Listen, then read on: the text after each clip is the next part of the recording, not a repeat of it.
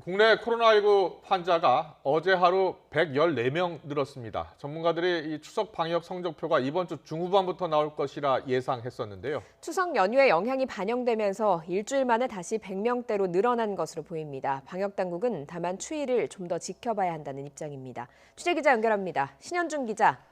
네, 사회부입니다. 네, 신규 환자가 다시 세 자릿수대로 늘어서 걱정입니다. 오늘 정오 기준 국내 주요 발생 현황부터 정리해 주시죠. 네, 먼저 서울에서는 영등포구와 광진구의 화장품 방문 판매 관련해서 지난달 30일 첫 확진자 이후 7명이 추가돼 누적 확진자는 8명입니다.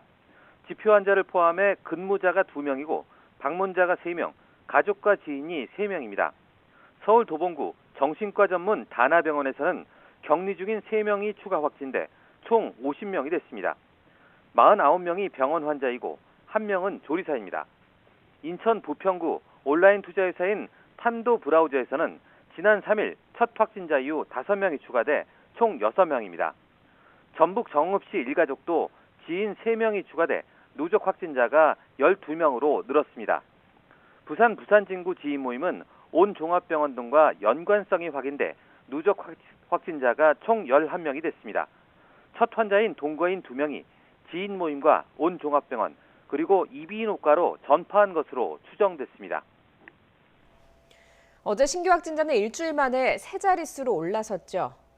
네, 오늘 0시 기준으로 신규 확진자는 114명입니다. 이로써 누적 확진자는 24,353명이 됐습니다.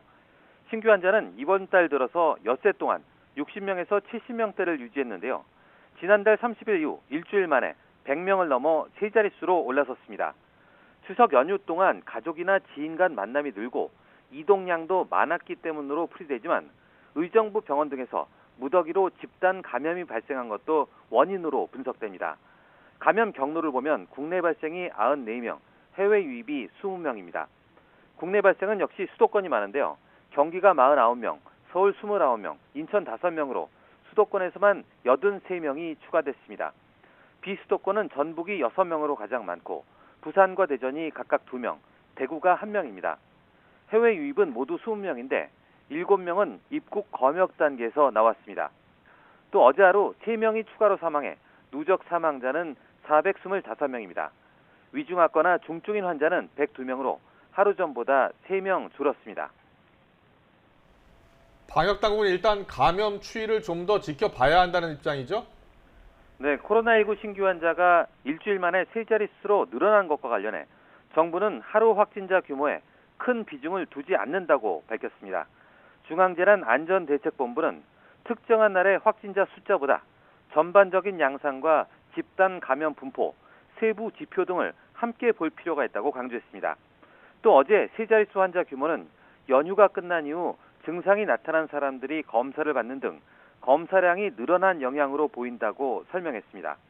다만 수도권에서 아직 진정세가 확연히 나타나지 않은 만큼 한글날을 포함한 연휴에도 외출을 자제해달라고 당부했습니다.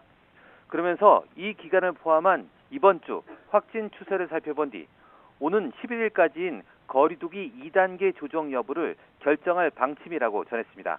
지금까지 사회부에서 YTN 신현주입니다.